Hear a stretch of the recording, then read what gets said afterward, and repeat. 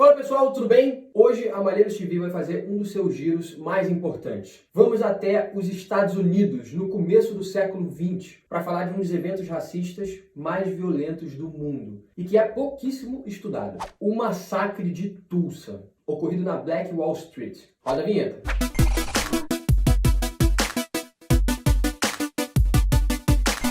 Como de costume, vamos começar pelo começo. E eu vou tentar contar esse episódio de uma forma bem simples e direta, mas eu quero muito registrar aqui a importância da gente estudar e buscar de uma forma mais profunda entender o assunto de hoje. Porque ele envolve uma complexa e violenta luta da população preta nos Estados Unidos na busca pelos seus direitos. E vai muito além disso. Envolve a violência que impediu o desenvolvimento dessas comunidades em muitos lugares. Vamos dar contexto a esse cenário.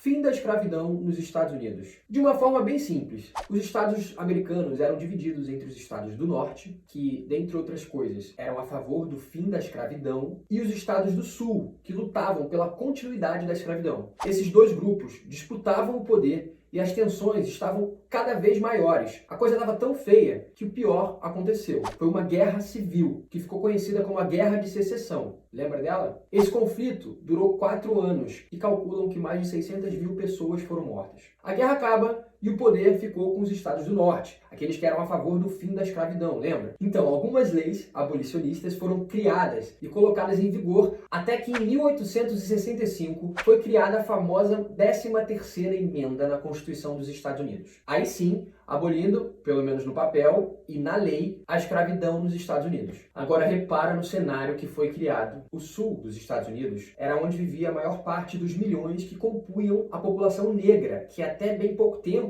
era escravizada. E também era onde morava a maior parte da população branca e poderosa, que era contra o fim da escravidão. Estava desenhado que muitos conflitos aconteceriam com o passar do tempo. Um dos grupos mais absurdos e horríveis da história vai surgir nesse cenário, a Ku Klux Klan. Você já deve ter visto alguma foto de pessoas com umas máscaras brancas, em formato meio cônico, tochas e etc. Bom, esse assunto sozinho tem um conteúdo para um outro vídeo inteiro, né? Se vocês acharem que legal, comenta aí que a gente tenta produzir para os próximos vídeos aqui da Malheiros TV. Enfim, como esperado por todo o contexto, a população negra continuava sendo tratada com muita violência, exclusão e, acreditem, em muitos lugares continuava sendo escravizada. Como o fim da escravidão foi um processo imposto, os poderes dos estados do sul faziam de tudo para não permitir o crescimento da população negra. Regras que criavam bairros separados para brancos e negros, serviços de transporte, acesso à educação, tudo era segregado. E não pense você que isso era escondido ou velado, não. No começo do século XX, falavam que as coisas funcionavam juntas, mas separadas. Isso era um lema do Estado. As leis que foram criadas para segregar as populações receberam o nome de uma caricatura pejorativa que se faziam da população negra, chamada de Jim Crow. Um personagem criado com blackface, ou seja, um ator branco com o rosto pintado, que fazia uma caricatura de um personagem negro totalmente inferiorizado. Depois desse resumo de como a situação era complexa e desvantajosa para a população negra, vamos explicar por que a gente decidiu falar de Tulsa, uma cidade do estado de Oklahoma que viveu uma situação muito diferente das outras cidades, mas que infelizmente não teve um final feliz. De tudo que a gente vai falar hoje, a única parte boa, e infelizmente essa é realmente a única parte boa, é a Black Wall Street. Como existia segregação entre as áreas de população branca e as áreas de população negra, uma parte da cidade de Tulsa acabou agrupando uma enorme parte da população negra da cidade. Era o bairro de Greenwood, a região de Tulsa que tinha enriquecido anos antes com a descoberta de petróleo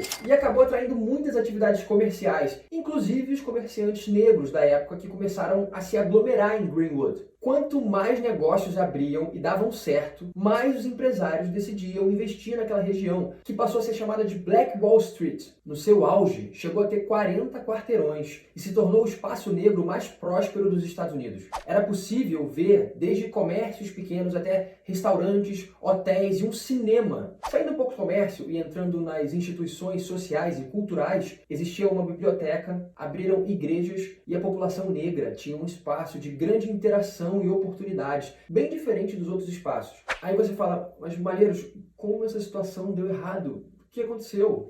Então, muitos especialistas americanos registram que na época da Black Wall Street, uma parte grande da população não concordava com o sucesso financeiro da população negra. Por uma infeliz coincidência temporal, era também a época em que os grupos violentos da Ku Klux Klan voltaram a atuar e o clima já estava muito tenso. Parecia uma bomba relógio que ia explodir a qualquer momento. E a catástrofe começou no dia 30 de maio de 1921. Um engraxate de 19 anos, chamado Dick Holland, pegou o elevador de um prédio que tinha um único banheiro que a população negra tinha permissão de usar. Ao entrar no elevador, a ascensorista Sarah Page, uma americana branca de 17 anos, deu um grito. O que aconteceu ao certo, ninguém sabe, mas o mais aceito é que ele teria pisado no pé e ela teria se assustado. Independentemente de saber a verdade ou não, Holland foi preso e o jornal da cidade noticiou que ele estuprou Sarah Page e colocou o seguinte editorial: negro será linchado esta noite. Isso mesmo, o jornal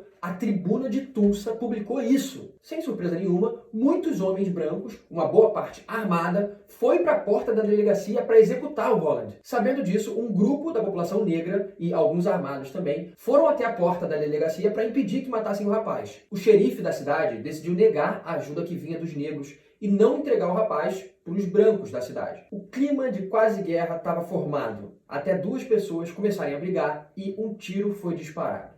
Exatamente o que aconteceu ainda não é certeza, mas esse tiro começou um massacre. Sem conseguir pegar o Holland, os homens que tinham ido atacar a delegacia decidiram partir para cima de Greenwood e começaram a atacar pessoas aleatórias na rua, roubar objetos de valor, queimar casas. E essa é a hora que você se pergunta, mas e a polícia? Não tinha ninguém para parar isso tudo? Bom, as autoridades decidiram garantir a segurança dos bairros mais ricos e não foram até o local do confronto, que até essa hora já juntava milhares, isso mesmo, milhares de brancos contra o bairro negro. E se você acha que isso já é horror bastante para o incidente, muitos relatos contam que metralhadoras de guerra e aviões foram usados contra o bairro negro. Isso mesmo, bombardearam o bairro. Na manhã seguinte, no dia 31 de maio, a Black Wall Street estava destruída. O número de mortos oficial foi de mais ou menos 30 pessoas. Os moradores falam de 300 mortes, 10 mil pessoas desabrigadas e os negócios arruinados. Para completar o circo de horrores, a população negra foi considerada culpada do episódio. Nenhum cidadão branco foi incriminado. Os seguros das lojas não cobriram os prejuízos, mesmo após Sarah Page, a ascensorista, ter retirado qualquer acusação sobre Dick Holland.